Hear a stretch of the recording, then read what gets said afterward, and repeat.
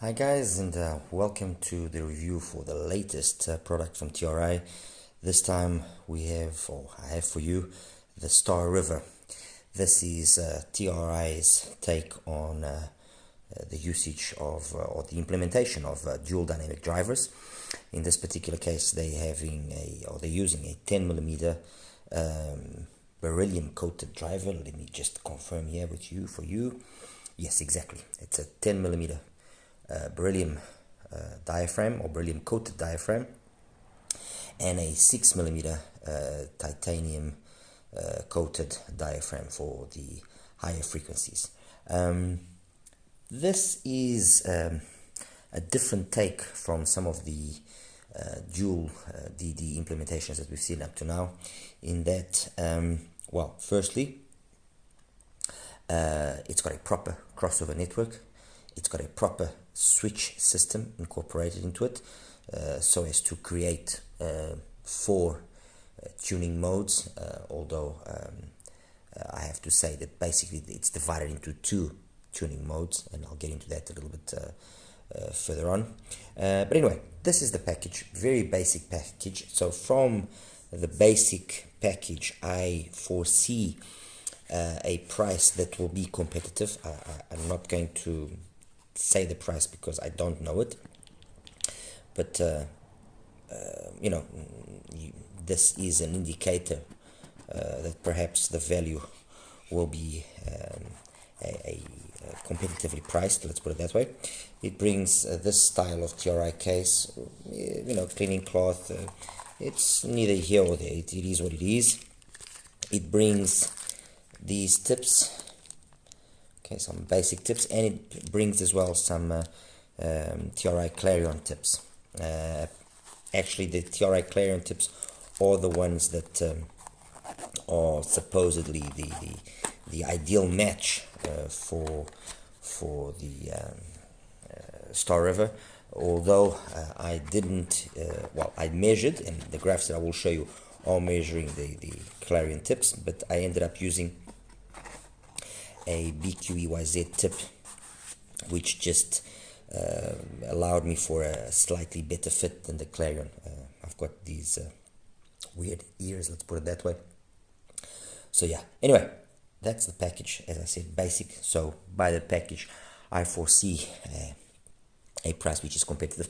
I'm using still a TRI case, but a nicer one. I actually bought this one separately. I think it just does the IM a little bit more justice. The cable that it brings, it's not a bad cable. 4-core, it doesn't tangle. Nice, light. It's got 4.4 termination. You can also get it in 3.5, so that's fine. It has got a cinch, cable cinch here for fixing the cable.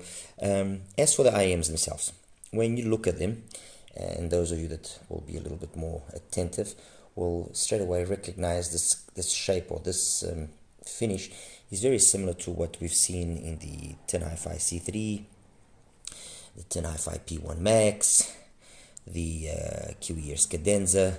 It's got a very similar finish, style of shell, everything.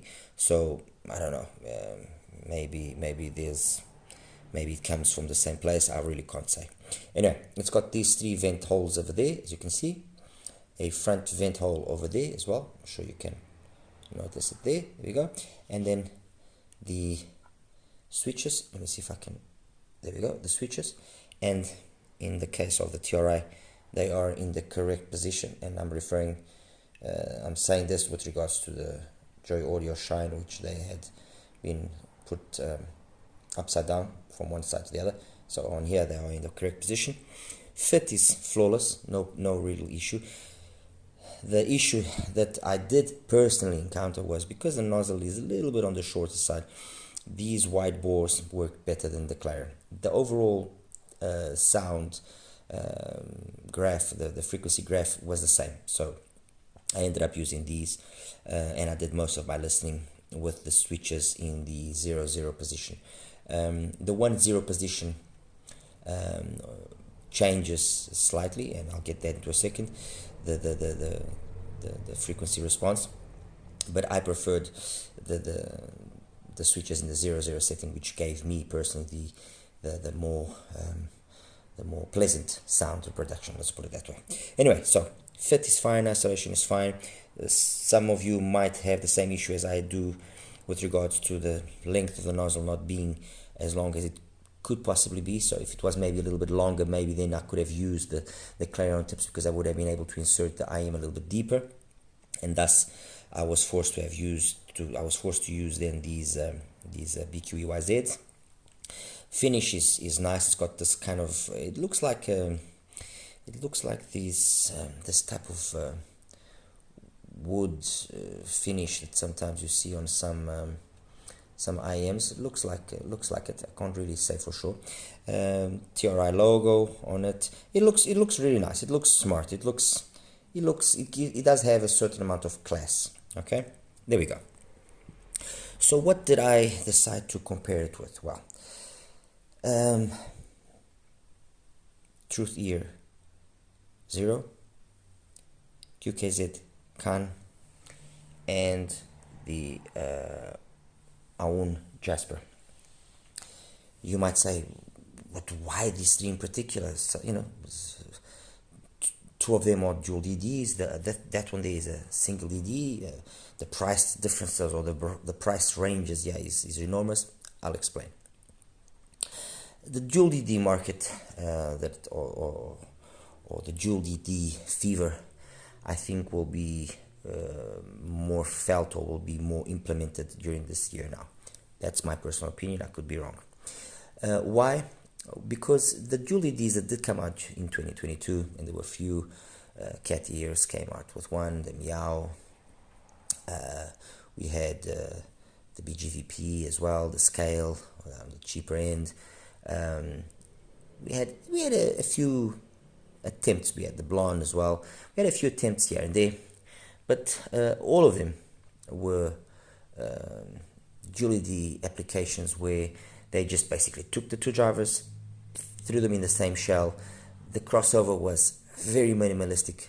Most of the times, the 10mm driver worked full range, and then the 6 or the 8mm or the 7mm that they used as the second driver was then just slightly crossed over with a small crossover, capacitor. So it was very basic, and the end result was obviously a sound which was in some cases a little bit pathetic, but that's just me now being a little bit hard.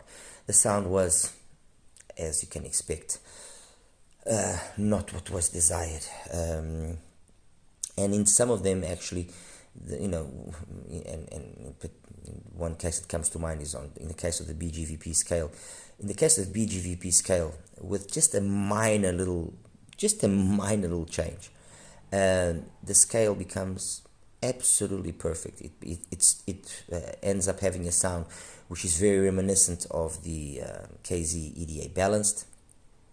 And in my books, that's a good thing, because if it sounds a little bit like the KZ EDA balanced or like the CCA CRA, the original one, as opposed to the way that it sounds it was tuned by BGVP, well, let me put it to you this way, and I think this is an indicator of an IM being properly tuned or not.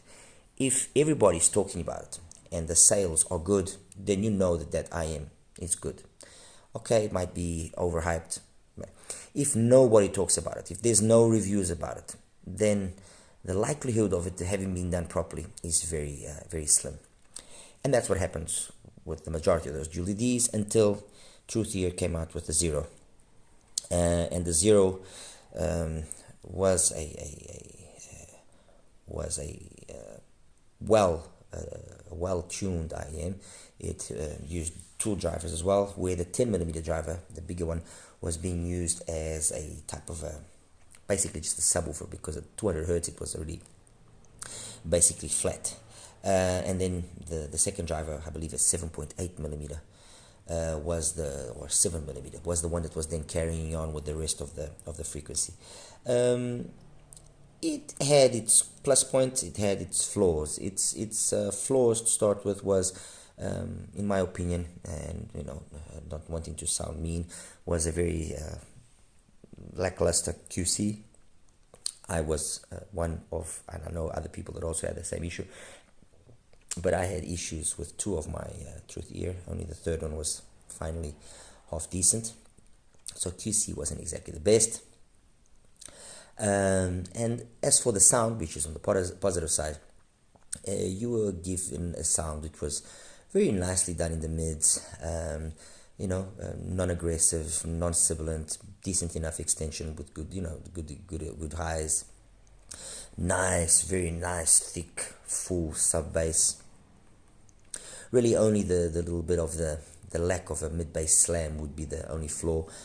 And then with, you could consider more, acceptable technicalities, acceptable imaging, soundstage, everything.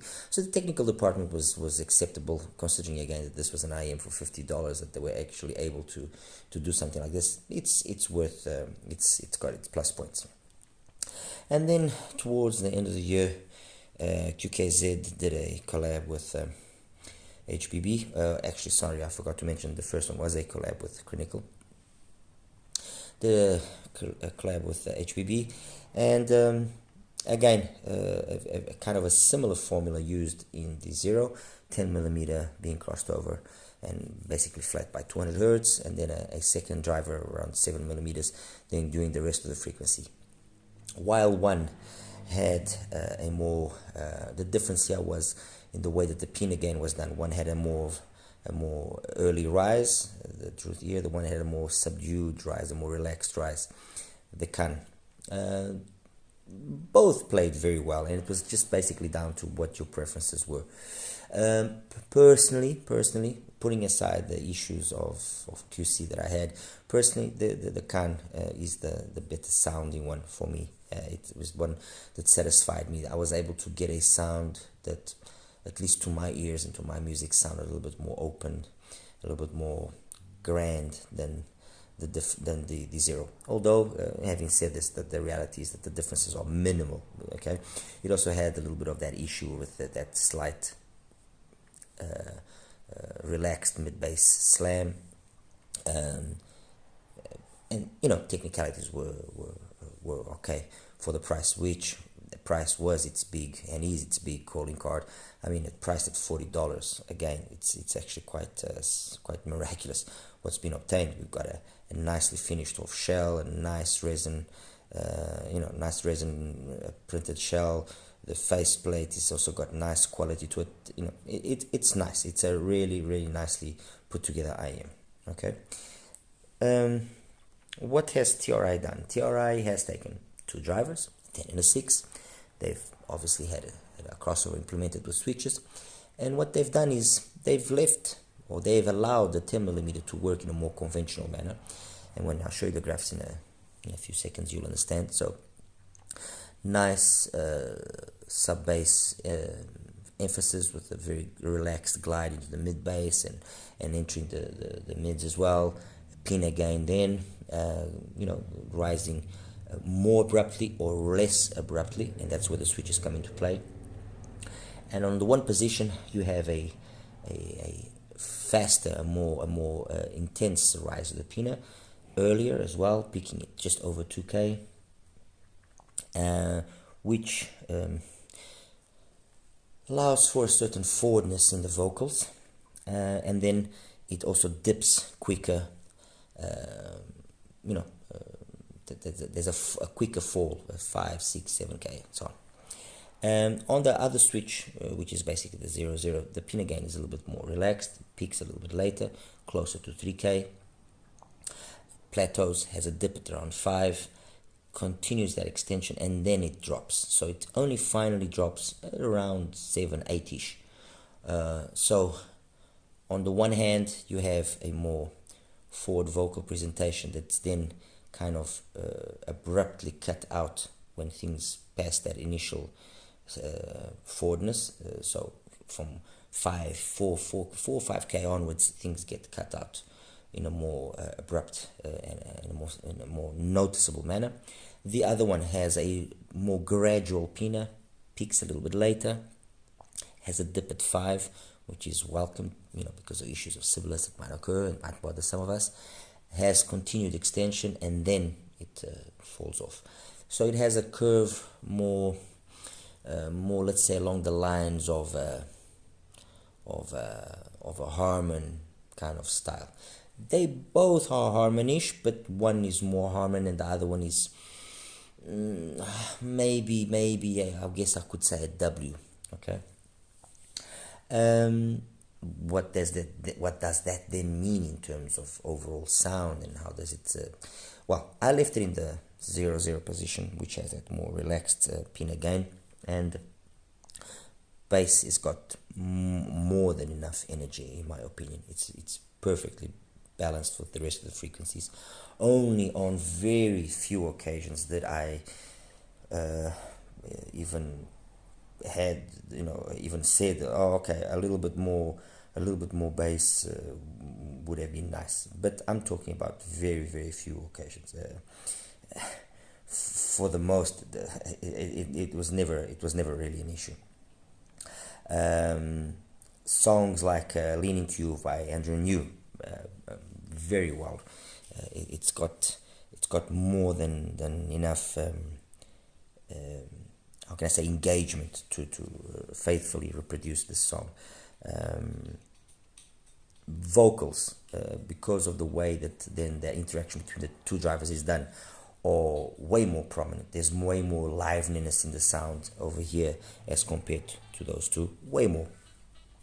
It's a more vocal centric kind of a tune. Okay, and you feel it as well in with instruments. For example, 80s by Bruno Mueller. If in the 0 and in the QKZ, it's well done, but you feel that the guitar, and it's like kind of slightly recessed, slightly second plan. In the Star River, no, it's there. It's very much the center of the attention, and then the rest complements it. So it basically is down to what is your overall preference. Personally, I like both styles of doing it, which would be the style that would probably be the more correct one, probably the one of the Star River. So what I'm basically saying by this last statement is the 0 and the can are more, it's not that they're not faithful, because they've got very good timbre and tonality, but they are more, let's say, colored overall, more uncorrect, while the Star River is more correct, more faithful, more audiophile. Let's put it that way. Obviously, you do notice that, for example, in songs like 747 from Ludwig Göransson, the whole intro to the song, on the 0, on the can, there's more weight to the whole low frequency part of the song, while on the TRI it's there, but it's not as, it doesn't give you that sensation as you get in the 0 and on the can of power. Let's put it that way. Okay. Elephant from Carol Duboc. You guys know that's one of my favorite songs, and Touch the Star by Soul Persona. Two songs that are very well reproduced in the can and the 0. No issues there, but just more faithful, more correct, especially Elephant on the TRI. The Star River just gives that forwardness that is necessary to make it really sound more correct, for lack of a better word. It's on by George Duke as well. The TRI does it beautifully. The way the drums, the percussion in the beginning of the song, and well, throughout the whole song, very well done. Really nothing that I can point. In Michael Frank's Chemistry of Love, there are sometimes, it's not sibilance, because it doesn't. I didn't find the TRI to ever be sibilant, but in certain instances during this song, there were a few times that kind of, okay, this is a little bit too intense. Again, obviously, please keep in mind, I am already an older gentleman, and maybe it's just me. maybe some of you won't be bothered by it and will think it's perfect, you know. As for more, let's say, electronic styled music like Rumi or Sensual from Fadimov, or more than enough engagement, and it was perhaps it was in this style of genre, so EDM, that maybe sometimes a little bit more weight to the notes would have been welcomed. But again, this is me just nitpicking. Overall, there was absolutely nothing that I can fault. There was no time that I said, oh no, this isn't engaging me enough. A song that I very much enjoyed in the Star River was The Sea by Haven. Very, very nice. Very nicely done. It's a song that you actually have to listen to understand it, but very well reproduced. Did it beautifully. Forbidden Fruit from Candace Springs. It's a good song to get an idea of female vocals. Very nice. Actually, this brings me to another point, maybe that again, this is not a flaw. I did notice that it was the TRI Star River would sometimes be more comfortable with certain female vocals than others. I'm not sure if that would be down to the actual recording, or it's just down to the way that the voices of those particular ladies come across and emphasize certain parts of the frequency range a little bit more than others. But there were some female vocals, and for example, Jacinta was one of them, that she just sounds a little bit too intense, while Candace Springs is perfect. Eliana Elias also was perfect. I didn't really have any issues with that. Let me see another one that Diane Reeves, Feels So Good, very nice on the Moon River. On the Star River, very, very nice. No real, it just does it beautifully. Period. Nice. Soundstage, wide enough. Could have a little bit more depth and a little bit more height, but the width was good. Imaging was also pretty decent. Detailed retrieval, very nice. I have to say the detailed retrieval was actually quite nice. A song in particular that I liked, the way that it was able to resolve and be resolving, is Bossa Nova from Donati. It's a song that's got very nice percussion, very nice piano, and the conjunction of all those instruments, it kind of showcases, at least in my opinion, an IEM's ability to be resolved and to be able to distinguish between everything, because there's a lot of things going on, and honestly, Star River did it, in my opinion, flawlessly. Nothing to be pointed out. Here But I'm Gone by Vanessa Fernandez, another song that I usually like listening to. Again, another song that was done in a very correct manner for the most part. So yeah, timbre and tonality. Again, for the most part was fine.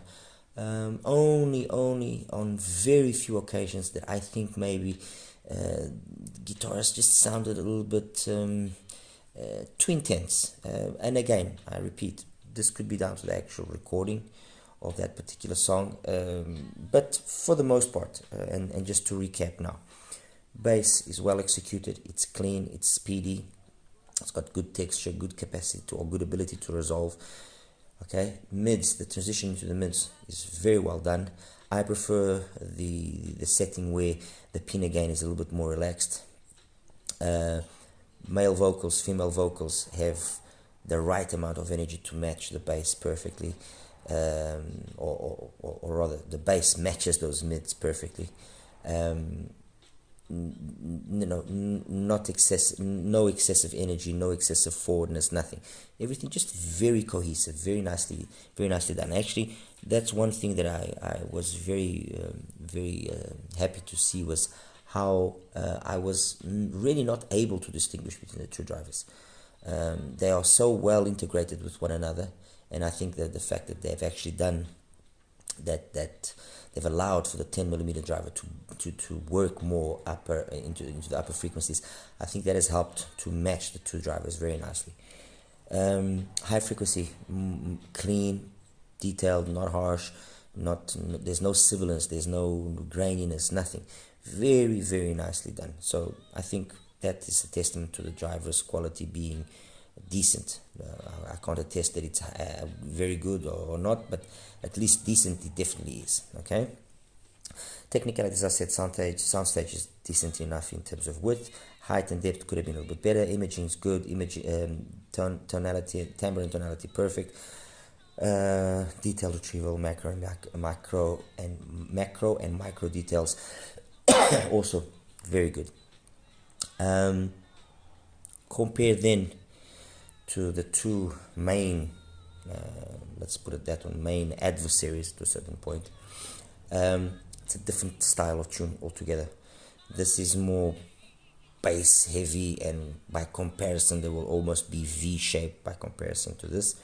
This has got an emphasis definitely on the vocals, on the mids, and it's noticeable, it's felt, and it obviously conveys a much more correct sound. Okay.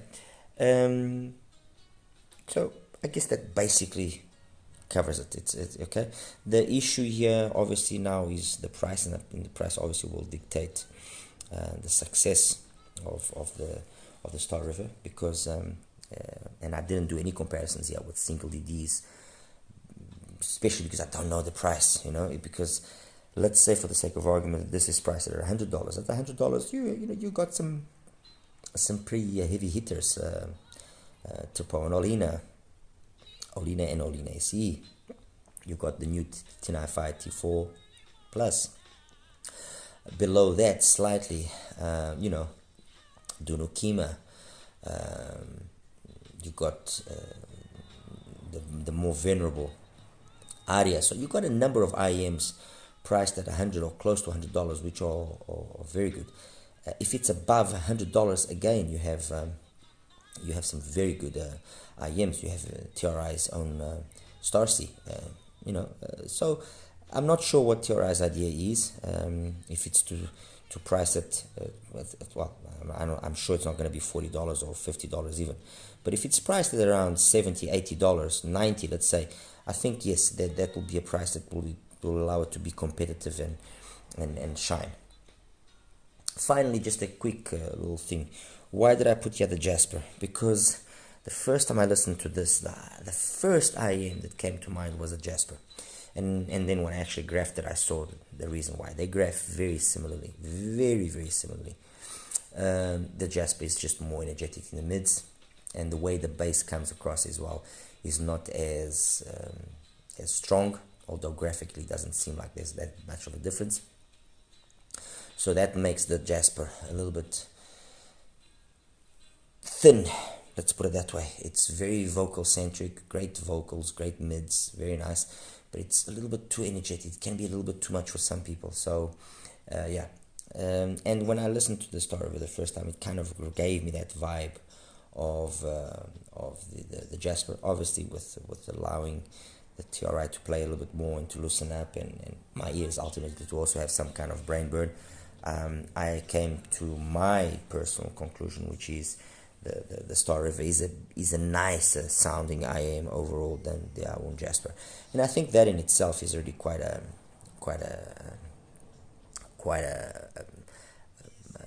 win. Let's put it that way. For an IAM from TRI to be able to be competing with the Jasper, which is a almost $300 single DD, and that has got a pretty decent fan base. I think that deserves its merit. Anyway, guys, that's the TRI Star River. I'll show you now quickly the graph so you guys can just have a quick, just a general idea of what the switches do and how it graphs compared to these other IAMs I have here. And I'll see you in the next one. Take care. Bye-bye. Hi guys, and welcome now to the graph section for the TRI Star River. And straight away we greeted with the basic stock graph of the TRI with the 00 setting. Everything sits within a window of roughly 76 of roughly 12 dBs, although when you actually listen to it, you don't get that perception of this being by any means a V-shaped signature. No, if anything, it's got more of like a kind of a harmonish styled vibe going for it. Sub bass focus, very nice glide into the mid bass and then into the mids. As you can see, by 300 hertz, it's basically flat. And then, as I mentioned, there's basically two settings, okay? Two divisions, although they mention four, there's roughly two divisions. One where you have this more kind of gentle pinna gain, peaking at 2.5, 2.6, 2.7 almost.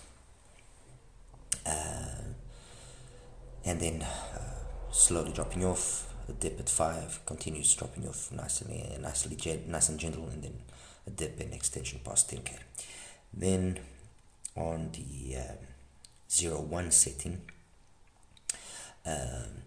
you have a kind of a shift. Basically, the bass maintains itself. It now peaks. It's got a more abrupt pinna gain, picks up earlier, which can make things sound a little bit forward, as I mentioned. And then it's a question of you either liking it that way or not. And then it maintains itself, and then starts dropping off at around 4, just over 4k. It drops off, then the dip, and then the peak past 10k. You then have the setting, which is the 1.0 setting, which kind of basically goes back to the original one. So if I just take away the 0.1 for a second, you can see they basically overlap. So that's stock, and that's the 1.0 setting. They basically overlap each other.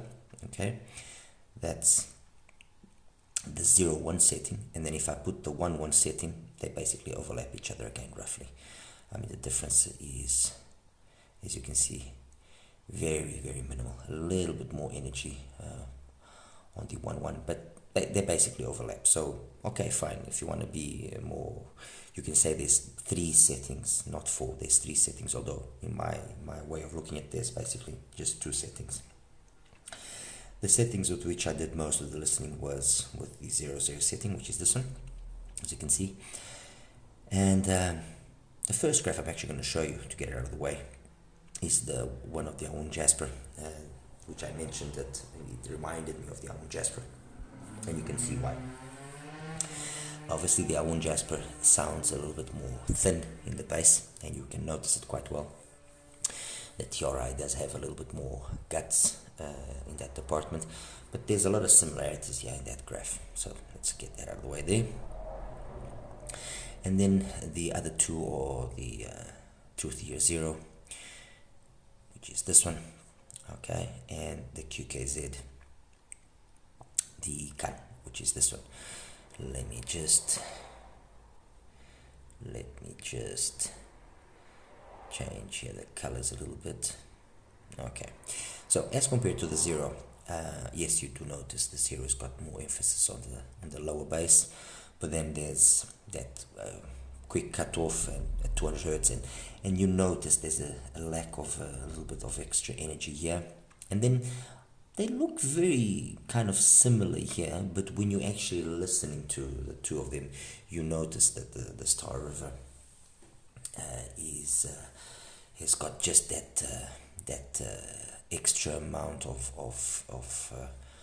liveliness that is very noticeable. So it sounds more alive, okay?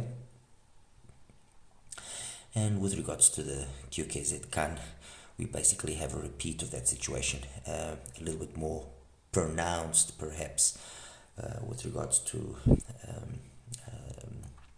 vocals, because you do see more, and this is the thing that actually is quite surprising, because let me just go back here quickly to the 0. When you actually look at the graph like this of the 0 and the CAN, it's not in the lower the register that you see the biggest difference. It's over here that you see the difference. And me personally, I find the can to be more alive. I can't really understand why, because the graph doesn't say that. The graph would say, or would make you believe that the zero is more alive. But for some reason, for me, the can just sounds more alive, more open. And when I compare it to the Star River, the Star River's openness in the sound, its liveness in the sound is so evident that by comparison, the can sounds dark. The can sounds almost V-shaped by comparison. So yeah, guys, that's basically it. Just for the sake of a quick comparison, and because I mentioned those IEMs as well in the review, which were some of the competitors that can be found at the roughly $100 price range. Here is the tin Hi-Fi, the T4 Plus, which has just been recently released, and it makes sense to show it to you guys. Where is it? There we go. What is this? Exactly.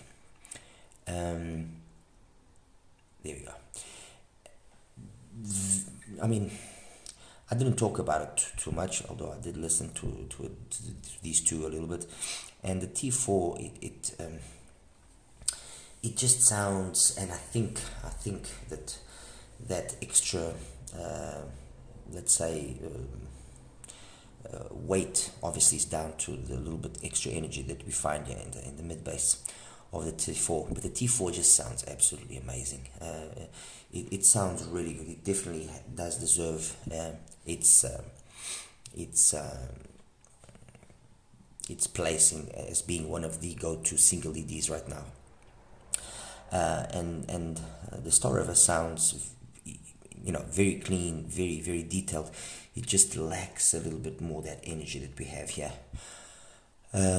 But anyway, this is just for the sake of you guys understanding how the Star River, or what the Star River has possibly got in its way in terms of competition and other IEMs in the market.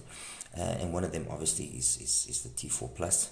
And yeah, that's basically it, guys. I mean, any questions that you might have, or any doubts that you might have, please feel free to ask. My final rec or opinion is, as always, don't rush and go and buy it. Try and see if you can listen to it, okay? And if you do enjoy it, then obviously do buy it.